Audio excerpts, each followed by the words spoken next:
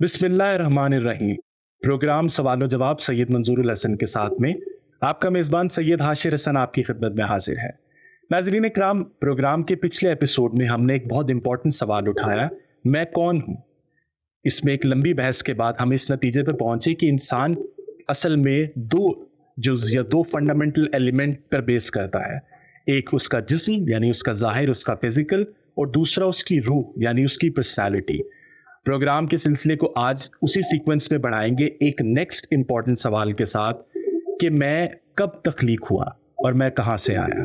Sir, programme के आखिरी हिस्से में आखिरी बार हमने अपनी डिस्कशन को यहाँ ख़त्म किया कि फ़लसफ़ा, साइंस हमें इंटरप्रिटेशन तो देते हैं लेकिन हमारी इन चीज़ों के मुकम्मल तौर पे आंसर नहीं करते हैं और एक लिमिटेशन है। जिसके बाद हमने यहाँ पर प्रोग्राम को ख़त्म किया कि इंशाल्लाह नेक्स्ट चैप्टर में या नेक्स्ट वीडियो में हम मज़हब के इंटरप्रिटेशन से या मज़हब के पर्सपेक्टिव से इन्हीं चीज़ों को दोबारा डिस्कस करेंगे। तो आज का सवाल हमारा यही है बुनियादी कि मैं कब तख्लीक हुआ या मैं कहाँ से आया। बिस्मिल्लाहिर्रहमानिर्रहीम। बहुत शुक्रिया आपका पिछले सवाल के लिए भी और इस सवाल के लिए भी। इसमें ज़ाहिर है कि आपकी भी और मेरी ये कोशिश होती है कि हम गुफ्तगू को, बहस को पेचीदा ना होने दें, यानी उसके अंदर फ़लसफ़ियाना मबाहिस, उसका कोई ख़ास बैकग्राउंड या उसकी टेक्निकल जो प्रेजेंटेशन है उसके बजाय उसको बिल्कुल आम फहम और सादा रखें। इस कोशिश में हम कामयाब किस हद तक हो सकते हैं या होते हैं, इसको आप समझ सकते हैं या हमारे नाज़रीन इसको देख सकते हैं। असल में चूँकि बहसें ऐसी हैं जिसके पस मंज़र में फ़लसफ़े की बाज़ चीज़ें होती हैं, तसव्वुफ़ की बाज़ चीज़ें होती हैं, मज़हब की बाज़ टेक्निकल चीज़ें होती हैं, इसी तरह साइंस के बाज़ पहलुओं को हमें एक तरह से सामने लाना पड़ता है। तो ये ऐसे अवामिल, ऐसी चीज़ें हैं जिनकी वजह से बाज़ औक़ात थोड़ी सी पेचीदा बात हो जाती है। ताहम हम ये कोशिश करते हैं कि इसको बिल्कुल सादा और आम फहम अंदाज़ में लोगों तक पहुँचाएँ, नौजवानों तक पहुँचाएँ। आपने ये पूछा है कि मैं कहाँ से आया हूँ। इसके लिए एक लंबी कहानी है, यानी लंबी कहानी से मुराद ये नहीं कि मैं आपको कोई लंबी कहानी सुनाने वाला हूँ, यानी तारीख़ी एतबार से, ज़माने के एतबार से एक लंबा ज़माना है। हम उसको करोड़ों साल कह सकते हैं, हम उसको हज़ारों साल कह सकते हैं, बल्कि ज़्यादा ही कहना चाहिए। यानी अब साइंस ने जो तहकीकात की हैं उसके नतीजे में ये कमोबेश एक अंदाज़ा किया जा सकता है कि कायनात को बने हुए कोई 13-14 अरब साल हो चुके हैं। तो ये एक अंदाज़ा है, ज़रूरी नहीं कि ये ठीक हो, लेकिन एक अंदाज़ा है। तो कम से कम ये तसव्वुर किया जा सकता है कि जब हमारी तख्लीक हुई या जब हमारा मामला हुआ तो ये उससे पहले का है। एक वाक़या हुआ, वो वाक़या परवरदिगार के सामने हुआ, यानी परवरदिगार के, अल्लाह ताला के हुक्म से हुआ। इससे पहले कि हम उस वाक़े की तरफ जाएं, एक दो बातों की वजाहत मेरा ख़्याल है कि ज़्यादा बेहतर होगी कि जब इस हवाले से जिस सवाल का जवाब आप पूछ रहे हैं कि मैं कब तख्लीक हुआ या एक तरह से मैं कहाँ से आया हूँ, इस सवाल का जवाब हमारे यहाँ क्या दिया जाता है, यानी साइंस क्या देती है, फ़लसफ़ा क्या देता है। दो ही बड़े डिसिप्लिन हैं जो एक तरह से इन सवालों का जवाब दरियाफ़्त करने की कोशिश भी कर रहे हैं और इनका जवाब देते भी हैं। तो जहाँ तक साइंस का ताल्लुक़ है तो वो क्या जवाब देती है, चंद जुमलों में उसको भी जान लेना चाहिए। वो जवाब ये देती है कि असल में ये सारे की सारी कायनात चूँकि मादे पर मबनी है और इसके अंदर जितनी भी मखलूक़ात हैं, जितने भी एक तरह से लोग मौजूद हैं या इंसान मौजूद हैं या बाकी दीगर मखलूक़ात मौजूद हैं, शजर व हजर मौजूद हैं, जितनी भी चीज़ें हैं वो सारी की सारी मादे से तख्लीक पाई हैं। तो मादे ने असल में अपने आप को डेवलप करते हुए शऊर अपने अंदर पैदा किया है।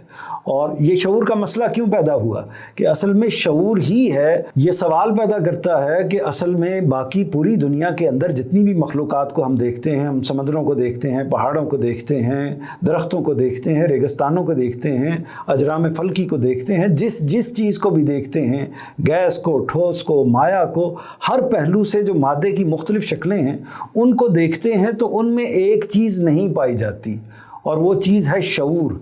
शऊर का मतलब ये है कि ऐसा महसूस नहीं होता, ऐसा पता नहीं चलता कि वो जो तख्लीक है या वो जो मखलूक है वो शऊर रखती है, वो इदराक रखती है, वो फ़हम रखती है, वो इरादा रखती है। ये किसी भी मखलूक के बारे में, खा वो जानवर हैं, खा वो बाकी मखलूक़ात हैं, उनके हवाले से ये मुतय्यन नहीं होता। यानी जो आज से 1000 साल पहले, 5000 साल पहले जिस नौइयत के जानवर थे, जिस नौइयत के दरख्त शजर हजर थे, जिस जिस नौइयत के पहाड़ थे, जिस नौइयत के समंदर थे या बाकी मखलूक़ात थी, वो सारी की सारी उसी तरीके से आगे चलती चली आ रही हैं। उनके यहाँ कोई डेवलपमेंट नहीं हुई शऊरी लिहाज से। लेकिन जहाँ तक इंसान का मामला है, वो पहले दिन ही से नज़र आता है कि उसके अंदर शऊर है, वो तरक्की करता है, अपने आप को डेवलप करता है, अपने अंदरून को, अपने बैरून को। बल्कि अगर ये कहा जाए कि वो बाकी जो मखलूक़ात हैं, यानी दुनिया के अंदर बाकी जो पैदा होने वाली या बाकी जो मौजूद मखलूक़ात हैं, उनको भी वो इर्तिका में लेके आता है, उनको भी वो डेवलप करता है। तो शऊर वो चीज़ है जो असल में इंसान के जहन में सवाल पैदा करती है कि ये क्या चीज़ है, यानी शऊर क्या चीज़ है, ये कहाँ से आया है। मादे के बारे में तो बात एस्टेब्लिश है, तो साइंस ने इसका जवाब दिया कि मादे ने अपने आप को तरक्की दी है और बिलाखिर इस जगह पर पहुँचा दिया कि उसने अपने आप को या अपने बाज़ अज्जा को शऊर में ढाल लिया है। तो एक प्रेजेंटेशन ये हुई। दूसरी प्रेजेंटेशन जो आमतौर पर फ़लसफ़ा करता है कि मामला उलट हुआ है, यानी शऊर पहले एक तरह से वजूद में आया है और उसके नतीजे में उसने फिर अपने इजहार के लिए, अपने ज़हूर के लिए मादे को तख्लीक किया है। तो ये दूसरे तरीके से उसको देखा जाता है। लेकिन दोनों की दोनों अप्रोचेस असल में इसको टारगेट करती हैं कि इंसान इसी दुनिया की मखलूक है, इसी दुनिया के अंदर है। अब देखिए, जहाँ तक मज़हब का मुकदमा है या मज़हब की बात है, वो इसमें एक तीसरी पोजीशन लेता है। वो पोजीशन ये है कि मज़हब ये कहता है कि इंसान असल में जो उसका अंदरूनी वजूद है, जो उसका नफ्स है, वो असल में यहाँ की चीज़ है ही नहीं। वो अगरचे अपना इजहार मादे के ज़रिए से करता है, जिस्मानी वजूद से करता है, लेकिन उसका असल जो नफ्स है वो कहीं और से आया है, यानी इस कायनात से खारिज से या इस दुनिया के बाहर से आया है। उसका ताल्लुक मादे से नहीं है, बल्कि मादे से मावरा किसी और चीज़ से है। उस चीज़ का हम तयन नहीं कर सकते, लेकिन बहरहाल ये तय है कि वो मादा नहीं है। तो मज़हब इस जगह पर खड़ा हुआ है कि इंसान जो है वो एक ख़ास मौके पर तख्लीक किया गया, इंसान को एक ख़ास मौके पर बनाया गया और उसके बाद इसको इस दुनिया में भेजा गया। बिल्कुल ठीक सर। अच्छा, गुफ्तगू में आप एक वाक़े की तरफ इशारा कर रहे थे कि एक बड़ा वाक़या है जो पज़ीर हुआ इंसान की तख्लीक के वक्त, तो उसकी वजाहत कीजिए। वाक़या क्या हुआ, ये बिल्कुल ठीक आपने, मैं थोड़ा सा आगे चला गया था लेकिन आप बिल्कुल ठीक जगह पर ले आए हैं। वाक़या क्या हुआ? वाक़या ये है कि अरबों खरबों, शायद उसको हम मुतय्यन नहीं कर सकते, बहुत साल पहले ये वाक़या हुआ कि अल्लाह ताला ने इंसानों को तख्लीक किया, तमाम इंसानों को तख्लीक किया। ये बड़ी अहम बात है। तमाम इंसानों को तख्लीक किया, मुझको, आपको, मेरे एंसेस्टर्स को, मेरे वालिदैन को और मेरे बाद में आने वाली जितनी भी नस्लें हैं उनको तख्लीक किया। यानी वो लोग जो ज़माना माजी में पैदा हुए, वो लोग जो ज़माना हाल में मौजूद हैं और वो लोग जो आइंदा मुस्तकबिल में आएंगे, इस दुनिया के अंदर पैदा होंगे, जिनकी विलादत होगी, उन सब के सब को अल्लाह ताला ने एक मौके पर तख्लीक किया और तख्लीक करने के बाद उनको जमा किया। यानी तमाम इंसानियत को अल्लाह ताला ने अपने सामने जमा किया। जमा करने के बाद अल्लाह ताला ने उनसे एक सवाल पूछा। वो सवाल ये था कि अलस्तु बिरब्बिकुम, क्या मैं तुम्हारा परवरदिगार नहीं हूँ, क्या मैं तुम्हारा रब नहीं हूँ? तो इसके जवाब में तमाम इंसानों ने एक ज़बान ये जवाब दिया, बला शाहिदना, यकीनन बिल्कुल सही बात है कि आप ही परवरदिगार हैं हमारे, हम इस बात की गवाही देते हैं। तो ये एक मकालमा है, यानी परवरदिगार की तरफ से एक सवाल हुआ है तमाम इंसानों को जमा करके, और उसके बाद तमाम इंसानों ने इसका जवाब दिया है, इस बात की गवाही दी है कि अल्लाह ताला आप ही हमारे परवरदिगार हैं। तो ये वाक़या होने के बाद फिर अगले मराहिल जो हैं वो इंसानियत के पैदा होते हैं, इंसान इस दुनिया में आता है और अपने मामलात को आगे बढ़ाता है। लेकिन ये वाक़या पहले हो चुका है, तो इसका मतलब ये है कि हम जो तख्लीक हुए हैं या हम जो बनाए गए हैं, वो हम बनाए गए हैं अरबों साल पहले। अल्लाह ताला ने हमको तख्लीक किया और तमाम इंसानों को बहैसियत मजमूई या एक ही वक्त में तसव्वुर किया जा सकता है कि तख्लीक किया अपने फरमान से, अपने हुक्म से, और उसके बाद बारी बारी उनको इस दुनिया में भेजा है। सर, बाकी मज़ाहिब के जो लोग हैं अक्सर उनका इस्लाम पे या हमारे मज़हब पे एक बड़ा कॉमन ऑब्जेक्शन आता है कि इसके अंदर इस तरह की बातें होती हैं, इस तरह के वाक़यात बयान किए जाते हैं जो कि बिलीवेबल नहीं होते। जैसे आपने बयान किया कि खुदा की ज़ात ने एक मैदान में या एक वाक़या हुआ जिसमें आने वाली और माजी में गुजरने वाली तमाम जितनी भी इंसान थे उनको खल्क किया, उनकी तख्लीक की और उसके बाद उनसे कुछ सवाल जवाब किए। تو یہ کیسے ممکن ہے؟ کیا یہ عجیب بات نہیں کہ مجھے، میرے آباء و اجداد کو، میرے انسیسٹرز کو، میرے ڈسینڈنٹس کو ایک ہی وقت میں خدا نے پیدا کر دیا؟ اصل میں جب ہم عجیب کا لفظ استعمال کرتے ہیں تو عجیب اپنے خاص پرسپیکٹو میں، اپنے خاص تناظر میں استعمال کرتے ہیں۔ عجیب کیا چیز ہوتی ہے؟ عجیب وہ چیز ہوتی ہے جو ہمارے لیے اجنبی ہو، جو ہمارے لیے ڈیفرنٹ ہو، جس کو ہم عام طور پر جس کا مشاہدہ یا جس کا تجربہ نہ کر چکے ہوں یا نہ کر سکتے ہوں، تو اس وجہ سے ہم اس کو عجیب کہتے ہیں۔ سائنس بھی بے شمار اس طرح کی دریافتیں کرتی ہے۔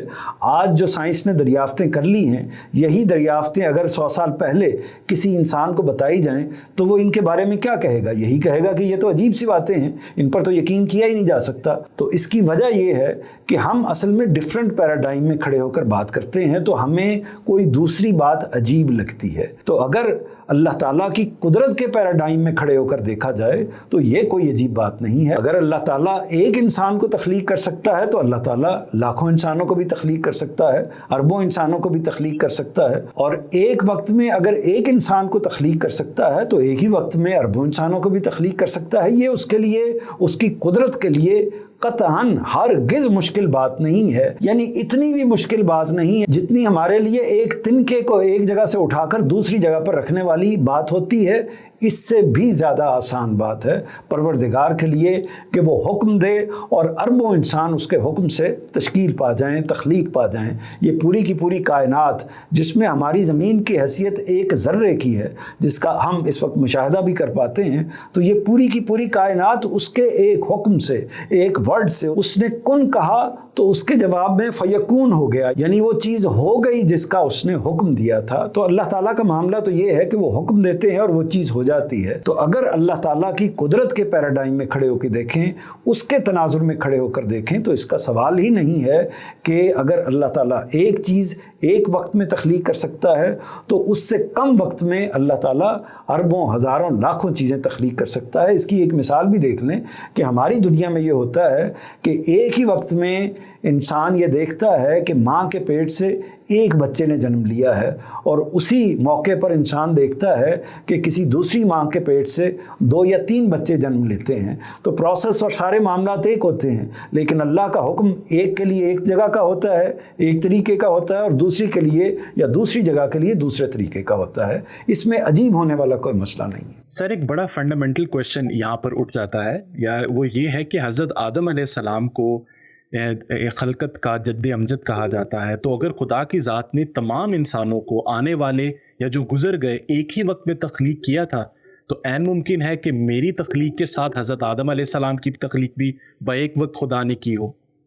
اس کی وضاحت آپ کیسے کریں گے؟ جی، پروردگار اگر چاہتے تو ایسا بھی کر سکتے تھے، لیکن اللہ تعالیٰ نے جو بات بتائی ہے یا قرآن مجید سے جس کا اندازہ کیا جا سکتا ہے، قیاس کیا جا سکتا ہے، وہ یہی ہے کہ اللہ تعالیٰ نے پہلے آدم کو تخلیق کیا ہے، یعنی پہلے اس پوری پرسنالٹی کو، پوری شخصیت کو اللہ تعالیٰ نے تخلیق کیا، اور تخلیق کرنے کے بعد اس کی ذریت کو، یعنی حضرت آدم کی اولاد کو، جو بعد میں دنیا میں آ کر اس کی اولاد کی شکل جس نے اختیار کرنی تھی، بعد میں ان انسانوں کو تخلیق کیا ہے۔ اس کی وضاحت خود قرآن مجید میں سورہ اعراف میں موجود ہے، یعنی جس واقعے کا ذکر میں نے ابھی آپ کے سامنے کیا ہے، عہد الست کا واقعہ، یہ سورہ اعراف میں مذکور ہے، اور اس کا آغاز یہاں سے ہوتا ہے وَإِذْ أَخَذَ رَبُّكَ مِنْ بَنِي آدم۔ تو اس سے واضح ہوتا ہے، بنی آدم کے لفظ سے واضح ہوتا ہے کہ جب یہ واقعہ ہوا تو اس وقت انسانوں کی جو نوعیت ہے وہ نوعیت بنی آدم کی ہے، یعنی اللہ تعالیٰ نے ان کو آدم کی اولاد کے طور پر متعارف کرایا ہے یا ان کا ذکر کیا ہے، اور یہ کہہ کر ذکر کیا ہے کہ بنی آدم کو جمع کیا گیا۔ اس سے ظاہر ہے کہ آپ یہ بات واضح ہوتی ہے کہ حضرت آدم کو انڈیپینڈنٹلی ان سے پہلے تخلیق کیا گیا تھا۔ تو یہ اس سے کوئی فرق ایسا واقع نہیں ہوتا۔ موجودہ دنیا میں ظاہر ہے کہ ہم یہ دیکھتے ہیں کہ انہی میں سے کچھ انسانوں کو اللہ تعالیٰ والدین کی جگہ پر رکھتا ہے، انہی میں سے کچھ انسانوں کو اللہ تعالیٰ ان سے اوپر یعنی آباء و اجداد کی جگہ پر رکھتا ہے، انہی میں سے بعض لوگوں کو اولاد کی جگہ پر، اور اسی طرح نسل کا سلسلہ چلاتا ہے۔ لیکن اس سے یہ واضح ہوتا ہے کہ اللہ تعالیٰ نے تمام انسانوں کو، تمام نفوس کو ایک ہی وقت میں یا ایک ہی موقع پر تخلیق کیا ہے، یا کم از کم اس دنیا میں آنے سے پہلے تخلیق کیا ہے۔ پچھلے ایپیسوڈ میں سر ہم یہ ڈسکس کر چکے ہیں، یا اس نتیجے پہ ہم پہنچے کہ انسان بیسیکلی پرسنالٹی یعنی جو اس کی روح ہے، شخصیت ہے، اور ایک اس کا جسم، ان دونوں چیزوں کا مرکب ہے. تو سوال یہ اٹھتا ہے کہ جس وقت خدا کی ذات نے انسان کی تخلیق کی، یا وہ آپ جو ایک بڑا گرینڈ ایونٹ کی طرف اشارہ کر رہے ہیں، اس وقت کیا انسان کی روح کو اس کے جسم کے ساتھ تخلیق کیا، یا خدا کی ذات روح سے مخاطب تھی یا جسم سے مخاطب تھی؟ یہ کیا ماجرا ہے؟ یعنی آپ کا سوال جو میں سمجھا ہوں وہ یہ ہے کہ ظاہر ہے کہ جب وہاں پر لوگ موجود تھے، انہوں نے وہ وہاں موجود بھی تھے، اللہ تعالیٰ نے ان سے سوال پوچھا، انہوں نے جواب دیا. تو یہ جواب اور یہ مکالمہ کس کے ساتھ ہوا ہے؟ تو آیت سے یا قرآن مجید سے یہی بات واضح ہے کہ ان نفوس کے ساتھ ہوا ہے. اس میں یہ اشکال پیدا ہو سکتا ہے کہ وہ نفوس جو ہیں وہ ان کی کیا نوعیت تھی، یعنی کیا وہ نفس ہی تھے، یعنی ایک غیر مرئی صورت تھی، مطلب یہ کہ وہ کوئی مادی وجود تھے یا مادی وجود نہیں تھے. بعض لوگ اس کی طرف گئے ہیں کہ اللہ تعالیٰ نے وقتی طور پر ان کو مادی وجود دیا یا سماعت دی اور اس کے بعد ان کو ایک طرح سے ان سے وہ مکالمہ کیا، لیکن یہ ضروری نہیں ہے. اس لیے ضروری نہیں ہے کہ خود آپ دیکھیے کہ اللہ تعالیٰ اس دنیا کے اندر بھی بعض موقعوں پر معاملات انسانوں کے ساتھ ہی کرتے ہیں اور وہ مکالمہ بھی کرتے ہیں، لیکن اس مکالمے میں وہ سماعتیں یا وہ مادی اعضاء ایک طریقے سے استعمال نہیں ہوتے. اس کی مثال پیغمبر کی ہے. یعنی اللہ تعالیٰ جب کسی شخص کو نبوت کے منصب پر فائز کرتے ہیں، اس کو پیغمبر بناتے ہیں، تو گویا کہ اس سے ہم کلام ہوتے ہیں، اس سے مکالمہ کرتے ہیں، اس تک اپنا پیغام پہنچاتے ہیں. وہ پیغام ظاہر ہے اس پیغمبر کے نفس پر اترتا ہے، اس کی روح پر اترتا ہے، اس کے قلب پر، اس کے اندرونی وجود پر اترتا ہے، اور وہ اس کو پوری طرح یاد ہو جاتا ہے. وہ الفاظ ہوتے ہیں، وہ پیغام ہوتا ہے، وہ مدعا ہوتا ہے، وہ پوری بات ہوتی ہے جس کو اللہ تعالیٰ اس شخص کو بتاتے ہیں.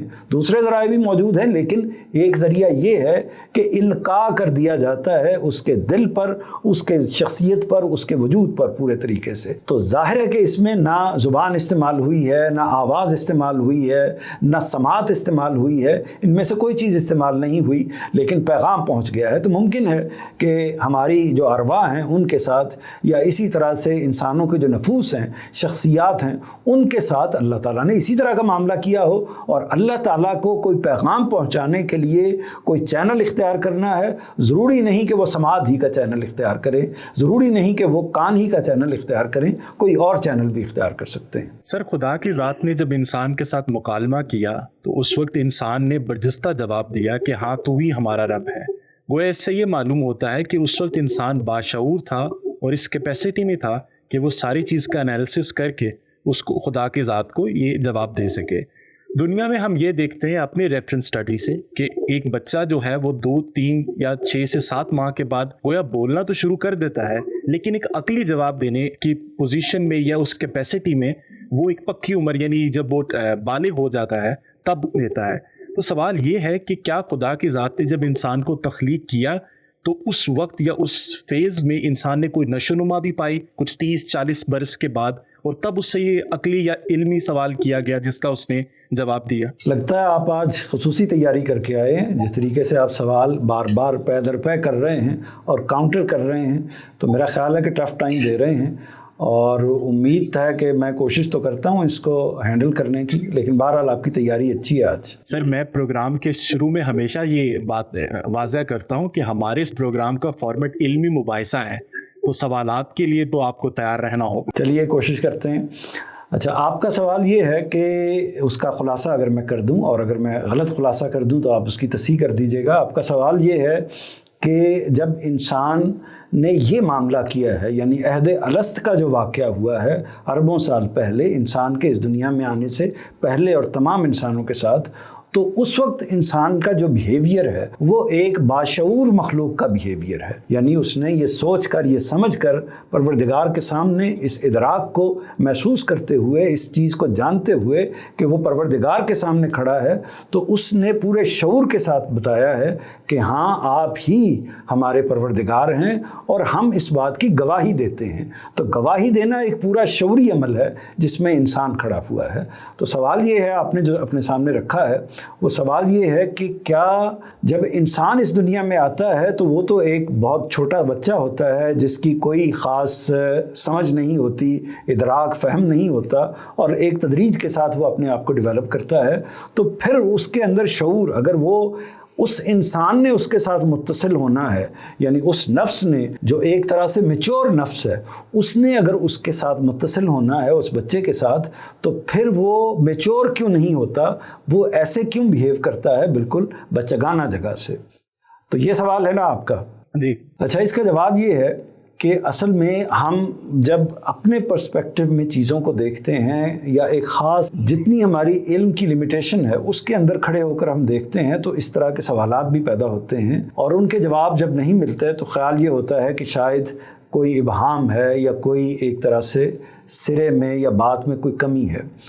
اس کا جواب میں سمجھتا ہوں کہ یہ ہے کہ اصل میں اس کو ایک مثال سے چلیے سمجھ لیتے ہیں، یعنی یہ مثال صرف تفہیم مدعا کے لیے ہے، حقیقی بات کی مثال نہیں ہے۔ مثال کے طور پر آپ ایک بلب کو لیجئے، یعنی وہ کمکما، وہ بلب جس سے ہم روشنی کرتے ہیں، ٹیوب لائٹ ہوتی ہے، باقی لائٹس ہوتی ہیں، اس لائٹ کے اندر کیا ریٹنگ ہوتی ہے؟ یعنی اس میں بعض اوقات آپ کہتے ہیں کہ یہ 100 واٹ کا بلب ہے، یا یہ 1000 واٹ کا ہے، یہ 5000 واٹ کا ہے، یہ اس سے زیادہ ہے، یہ اس سے کم ہے۔ یہ فرق کیوں ہوتا ہے؟ اس کے اندر پاور تو پیچھے سے ایک ہی جیسی آ رہی ہوتی ہے، لیکن اس کا کنٹینر چونکہ ڈیفرنٹ ہوتا ہے، کبھی 100 واٹ کا، کبھی 1000 واٹ کا، کبھی 2000 واٹ کا، تو اس کے لحاظ سے وہ بیہیو کرتا ہے، اس سے وہ ڈیفرنٹ بیہیو کر نہیں سکتا۔ جیسے ہی آپ اس کے اندر زیادہ اس قوت کو ڈالیں گے تو اس کو مسئلہ پیدا ہو جائے گا۔ یہ صرف ایک مثال ہے جو آپ کو تفہیم کے لیے میں آپ کے سامنے رکھ رہا ہوں، کہ چونکہ اللہ تعالیٰ نے دنیا کو جو نظام رکھا ہے اس میں نفس جب انسان کے ساتھ اٹیچ ہوتا ہے، متصل ہوتا ہے ایک بچے کے وجود کے ساتھ، بلکہ انسان جب بالکل نومولود ایک طریقے سے ہوتا ہے، اس سے پہلے ہی اس کا نفس جو ہے وہ اس کے ساتھ اٹیچ ہو چکا ہوتا ہے، تو اس نفس کا جو معاملہ ہے ہوتا تو وہ وہی ہے، وہ پوری باشعور شخصیت ہوتا ہے، لیکن اس کنٹینر کی وجہ سے، اس باکس کی وجہ سے، اس قالب کی وجہ سے، جب تک وہ قالب جو ہے وہ ڈیولپ ہو کے اس جگہ پر نہیں پہنچتا، وہ اپنا پورا بیہیو کر نہیں پاتا۔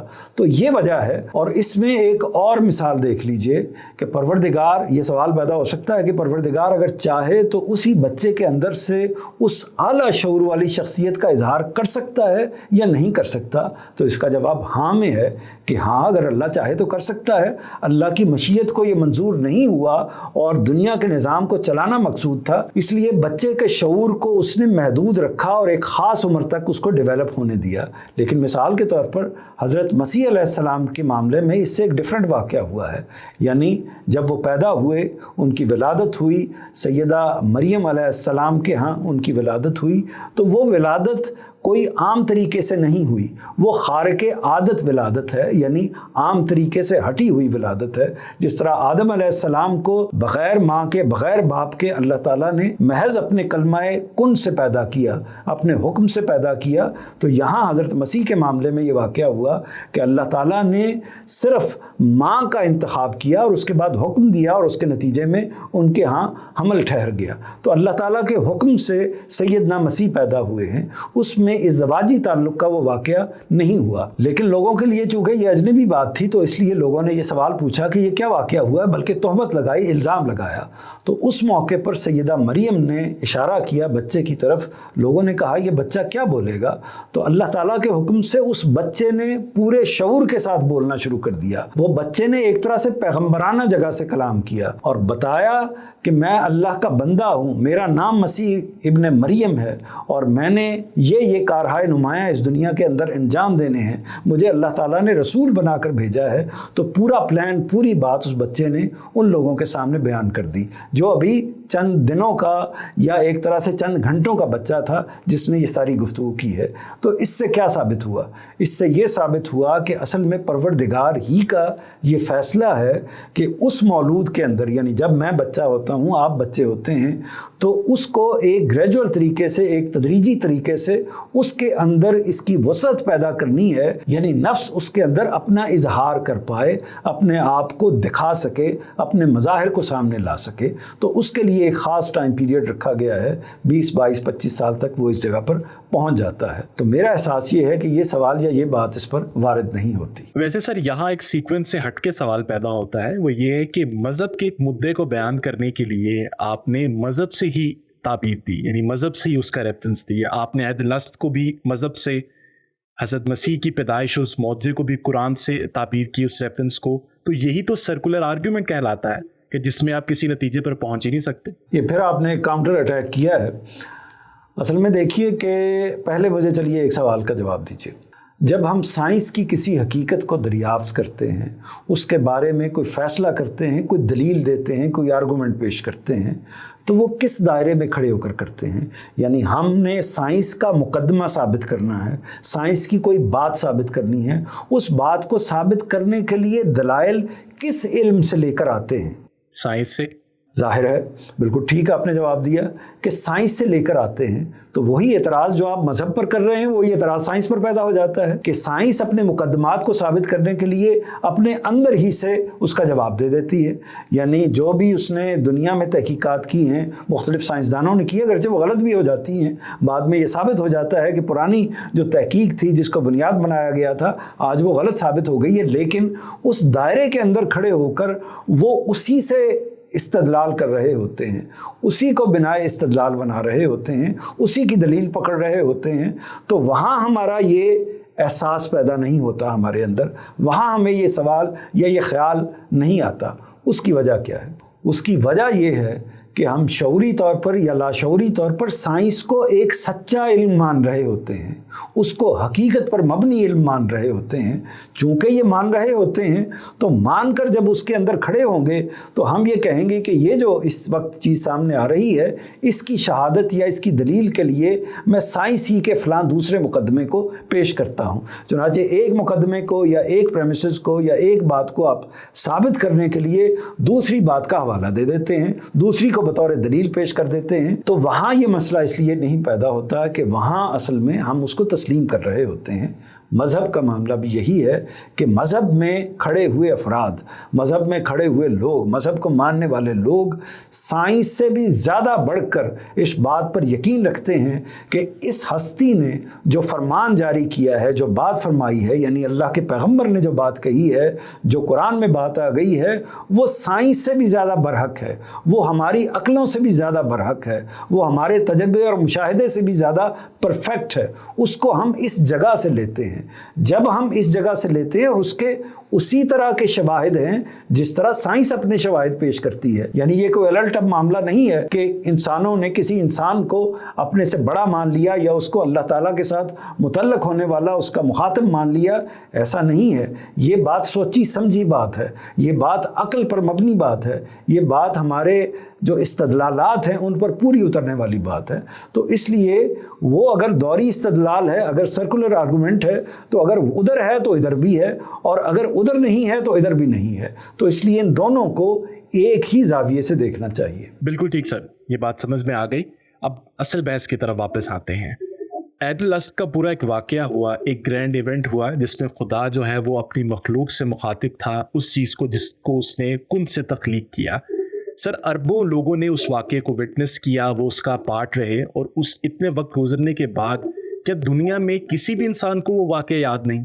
और बल्कि मैं तो ये कहूँगा कि कुरान मजीद अगर इस चीज़ की तरफ इशारा ना करता या उस हिस्टोरिकल इवेंट को रिकाउंट ना करवाता तो ये तो फिर किसी को भी याद ना होता है। इंसान तो उसको कमोबेश फरामोश कर बैठे थे। ये अहम सवाल किया है आपने, और हमारे उस्ताद जनाब जावेद अहमद गामिदी ने इसका जो जवाब दिया है वो बड़ा अहम है। वो जवाब ये है कि असल में ये इंसान की यादाश्त से ये वाक़या तो हुआ है, लेकिन अल्लाह ताला ने इसको इंसान की यादाश्त से महव कर दिया है, उसको भुला दिया है। क्यों भुला दिया है? इसलिए कि अल्लाह ताला ने ये दुनिया आजमाइश के लिए बनाई है। यानी अगर मुझे हक़्क़ुल यकीन के तरीके पर या पूरे तरीके से मेरी यादाश्त के अंदर ये बात मौजूद हो कि असल में मैंने एक दफ़ा ये मौका आया था कि मैं परवरदिगार के सामने खड़ा हुआ था, मैंने परवरदिगार से एक तरह से मीसाक किया था, अहद किया था, उन्होंने मुझसे ये सवाल पूछा था, मैंने उसकी गवाही दी थी, और अब मैं इस दुनिया के अंदर आया हुआ हूँ और मैं उस गवाही के साथ खड़ा हूँ। इसका इदराक, इसका शऊर अगर 100% मुझे मौजूद है, میں اس کو پوری طریقے سے تسلیم کرتا ہوں تو پھر تو آزمائش کا معاملہ ہی ختم ہو جاتا ہے. تمام انسان پھر کس بات پر آزمائش کریں گے؟ اس وقت مختلف فلسفہ دان، مختلف سائنسدان جو گفتگویں کرتے ہیں، ان گفتگوؤں کا وجود ہی ختم ہو جائے گا. یعنی جو تحقیقات کر رہے ہیں، جو چیزوں کو دریافت کرنے کی کوشش کر رہے ہیں، کبھی تسلیم کرتے ہیں کبھی تسلیم نہیں کرتے، تو ان کا وجود ہی ختم ہو جائے گا. تو اللہ تعالیٰ نے اس دنیا کی آزمائش کو آگے برقرار رکھنے کے لیے، کیونکہ اللہ تعالیٰ کا مقصد ہی یہ تھا کہ اس دنیا کو آزمائش کے لیے بنایا جائے، تو اس وجہ سے ان چیزوں کو انسانوں کے سامنے سے محو کر دیا گیا. اس کی ایک اور مثال دیکھ لیجئے کہ پروردگار اگر چاہیں تو ہمارے سامنے آ سکتے ہیں نا، یعنی ہمارے سامنے براہ راست چاہیں تو ہر انسان سے کلام کر سکتے ہیں، اس کو حکم دے سکتے ہیں، لیکن پروردگار ایسا معاملہ نہیں کرتے. کیوں نہیں کرتے؟ کیونکہ یہ ایک اوٹ جو ہے یہ اصل میں آزمائش پیدا کرتی ہے. یہ انسان کے اندر بعض اوقات ابہام پیدا کر دیتی ہے کہ میں پروردگار کو مانوں یا نہ مانوں، اس پر ایمان لے کر آؤں یا نہ لے کر آؤں.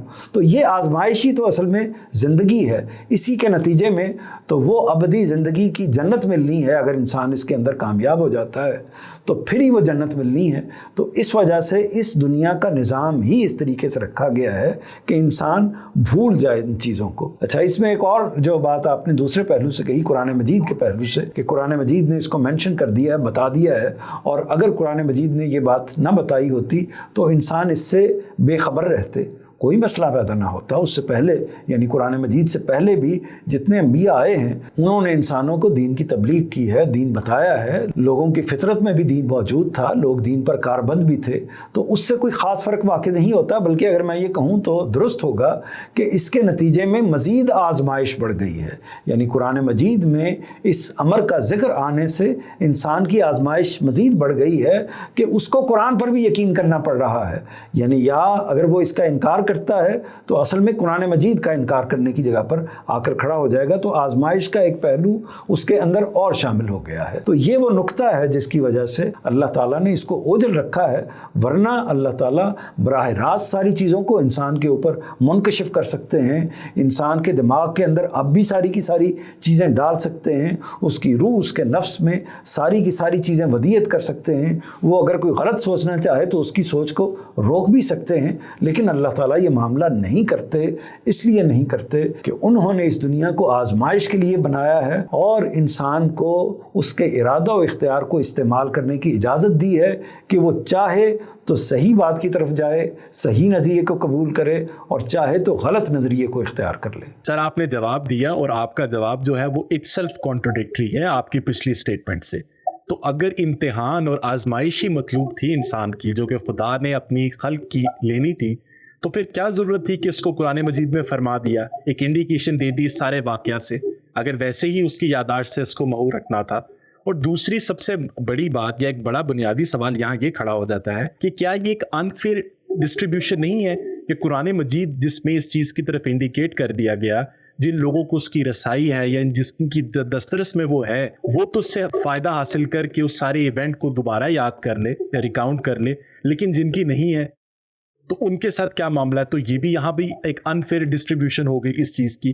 اس کو کیسے آپ بیان کریں گے؟ کیا وضاحت ہے اس کی؟ پہلے تو اس حصے کو جان لیجئے کہ میں نے ابھی جو عرض کیا ہے وہ قرآن مجید کے حوالے سے، کہ قرآن مجید میں کسی بات کا ذکر ہو جانا کیا انسانوں کو اس جگہ پر کھڑا کر دیتا ہے کہ وہ اس پر عین بعین یقین کر لیں، وہ اس کو ہو بہو مان لیں؟ ایسا واقعہ تو نہیں ہوا. یعنی کیا کائنات کے اندر قرآن مجید کو اس دنیا میں آئے ہوئے 1400 سال کم و بیش ہو چکے ہوئے ہیں، اور اب تو ساری دنیا کی قرآن مجید تک رسائی موجود ہے. جن جن تک بھی وہ پہنچتا ہے کیا اس کو کتاب برحق مانتے ہیں؟ کیا وہ اس کے اندر لکھی ہوئی باتوں کو صحیح تسلیم کرتے ہیں؟ اس کا جواب ہے کہ بیشتر لوگ ایسے ہیں، بے شمار لوگ ایسے ہیں، اربوں کی تعداد میں لوگ ایسے ہیں کہ وہ اس کو جاننے کے باوجود وہ اس کو قبول نہیں کرتے. اور جو اس کو جانتے بھی ہیں کیا وہ بھی اس کو اس سطح پر قبول کرتے ہیں؟ تو اس کا جواب بھی یہ ہے کہ کچھ کرتے ہیں، کچھ نہیں کرتے. تو میں یہ عرض کرنا چاہ رہا ہوں کہ یہ ایک اضافی آزمائش ہو گئی ہے اس کے نتیجے میں. یعنی قرآن مجید نے ذکر کر کے ایک طرح سے ایک اور مسئلہ پیدا ہو گیا ہے. مثلا اس کو آپ اس مثال سے سمجھ لیجئے کہ وہ لوگ جو مسلمان ہیں اور ان کا ذہن جو ہے وہ سائنس سے مرعوب ہے، ان کے لیے یہ مسئلہ پیدا ہو گیا کہ اب وہ ایک طرف سائنس تو ایک دوسری بات کہہ رہی ہے، نفس کے حوالے سے ایک دوسری بات کہہ رہی ہے، اور جو قرآن مجید ہے وہ ایک دوسری بات کہہ رہا ہے، تو کس کو مانے؟ یعنی مشاہدہ یا ان کے اپنے تاثرات یا سائنسی نظریات ایک دوسری بات کو اسٹیبلش کر رہے ہیں، اور قرآن مجید ایک ایسے واقعے کو بیان کر رہا ہے اور جس سے یہ تاثر ہوتا ہے یا یہ بتایا جاتا ہے کہ ہم تو اربوں سال پہلے تخلیق پا گئے تھے، ہم تو اربوں سال پہلے ہمارا پروردگار کے ساتھ مکالمہ بھی ہوا ہے۔ تو وہ اہل سائنس یا وہ مسلمان جو سائنس سے دلچسپی رکھتے ہیں تو ہو سکتا ہے کہ وہ اس پر ہنس پڑے، تو یہی تو ان کی آزمائش ہے۔ تو میرے کہنے کا مطلب یہ ہے کہ یہ آزمائش کئی پہلوؤں سے ہے، اور اللہ تعالیٰ نے اس مسئلے کو بتا کر قرآن مجید میں ایسا نہیں ہے کہ واشگاف کر دیا ہے، کھول دیا ہے اور سب لوگوں پر بات کو عیاں کر دیا ہے، ایسا نہیں ہوا، بلکہ آزمائش کا ایک اور دریچہ، ایک اور دروازہ انسانوں کے لیے، خود مسلمانوں کے لیے کھول دیا ہے۔ بالکل ٹھیک سر، آپ نے اس سارے معاملے کی بڑی احسن وضاحت کی ہے، اور مجھے اس طرح سے لگتا ہے کہ ہمارے پروگرام کے پچھلے سلسلے میں جو ہم نے ایک بڑا اور امپورٹنٹ سوال اٹھایا تھا کہ میں کون ہوں، اس کے بعد آج میری تخلیق کیسے ہوئی اور میں کہاں سے آیا، ان دو سوالات کے جواب ہمیں مل گئے ہیں۔ ابھی بھی اس گتھی میں کچھ سوال اس طرح کے ہیں، few questions are still unanswered، جس میں کہ میں کون ہوں، میری تخلیق کب ہوئی، میں کہاں سے آیا، لیکن اب میں نے جانا کہاں ہے، یا میں جب جہاں جاؤں گا وہاں میرے ساتھ کیا معاملہ بنے گا۔ یہ تمام وہ سوالات ہیں جن کے جواب ہم انشاءاللہ اس پروگرام کے اگلے سلسلے میں ضرور حاصل کریں گے۔ اپنے میزبان سید حاشر حسن کو اجازت دیجیے، اللہ حافظ۔